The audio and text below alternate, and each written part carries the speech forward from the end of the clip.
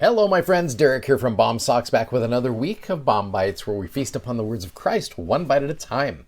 So I want to start off this week's study of the Come Follow Me with a favorite story of mine. I probably even shared it before. It's from Elder and Sister Holland, specifically Sister Patricia Holland, back when she and Elder Holland would do BYU devotionals, back when he was president of BYU.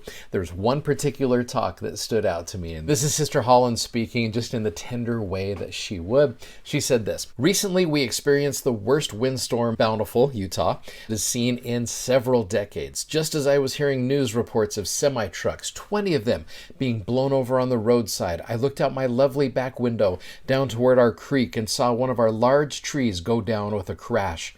For a moment, I confess, I was truly fearful. It was very early in the morning, and Jeff was just leaving for the office.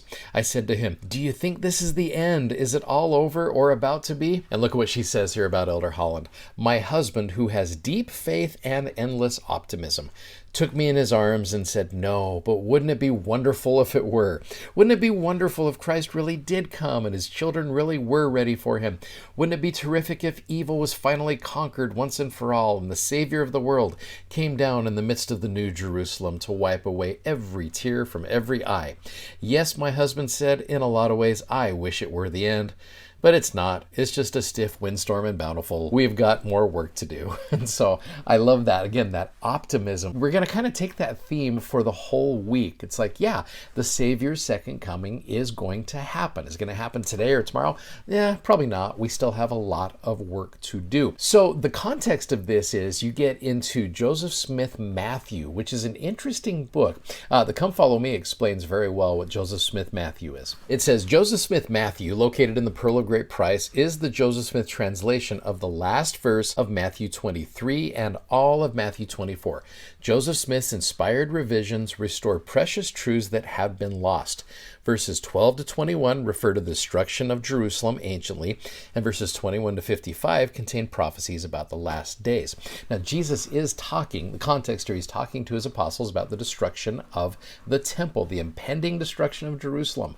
If you were there, you honestly would be a little worried. I know I would. In fact, the first three verses, he kind of outlines a lot of stuff that's going to happen. Verse number 4, you've got these apostles just going, okay, what do we do?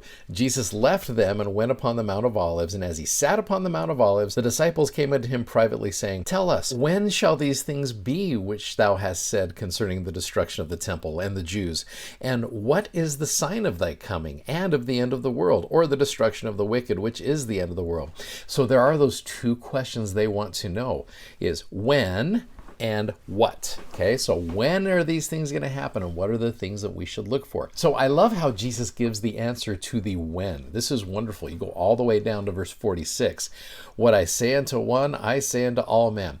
Watch therefore, for you know not at what hour your Lord doth come." They're probably like, great, that's not what I wanted. A time I wanted to know, right? It says you don't know, you just need to watch.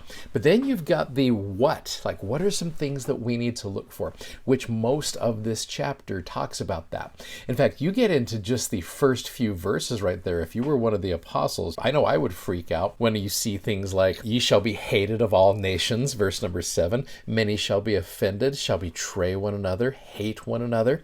Many false prophets shall arise and shall deceive many," and verse 10, "Because iniquity shall abound, the love of many shall wax cold." That's kind of a scary thing to think about, but we're seeing that happen today, right? Those prophecies that Jesus gave back then are being fulfilled today. We're seeing a lot of that happening. We're going to spend the next couple days kind of focusing on that. I do love what is taught in verses 11 through 13. "But he that remaineth steadfast," that's one of the great qualities that I hope and I pray that I can be able to have, is during the midst of the craziness, is to be steady, steadfast. "He that remaineth steadfast and is not overcome, the same shall be saved." Verse 12, "Therefore you shall see the abomination of desolation." That's a prophecy back in Daniel. "Then you shall stand in the holy place. Whoso readeth, let him understand.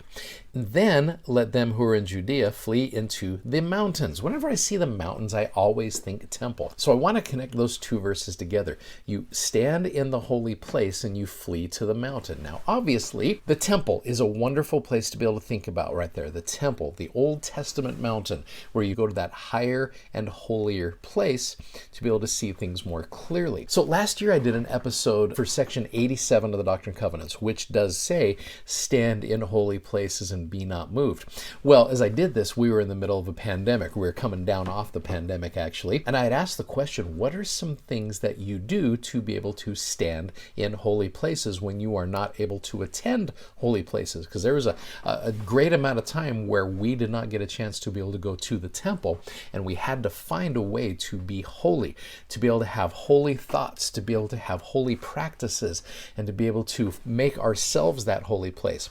Well, in that episode, what I did is I asked people, I said, what did you do during the pandemic to be able to do that? And there are some great responses that I received. One person said, indexing and family history work at home became a holy place and an experience for me. Okay, so doing that family history work. Here's another one. During the pandemic, when we couldn't go to physical church or temple, my holy place was being together with my whole fam and just playing games and hanging out. Okay, that can be a holy place. Here's another one. Holy places are each of us in righteousness, fasting and prayer, studying the scriptures, attending church, temple service, fulfilling and magnifying our callings, seeking revelation, sharing the gospel, being kind, and being forgiving. So that idea of, like it says in verse number 12, that stand in the holy place and flee to the mountain. When you can't go to those places, you got to make all around you that holy time. And I love that idea of just making us the holy place. And as you do those things, regardless of all of the chaos that is going on around you, you can have holy thoughts, holy practices, and make yourself that holy place. Now, there's other prophecies that we're going to talk about tomorrow that I think tie very closely into that idea. Thanks for watching, thanks for subscribing, and thanks as always for sharing. Thanks for studying with us. We appreciate you doing that. And if you haven't already, please go check out our amazingly comfortable gospel themed socks at bombsocks.com. Godspeed, and we'll see you tomorrow. Take care. Bye-bye.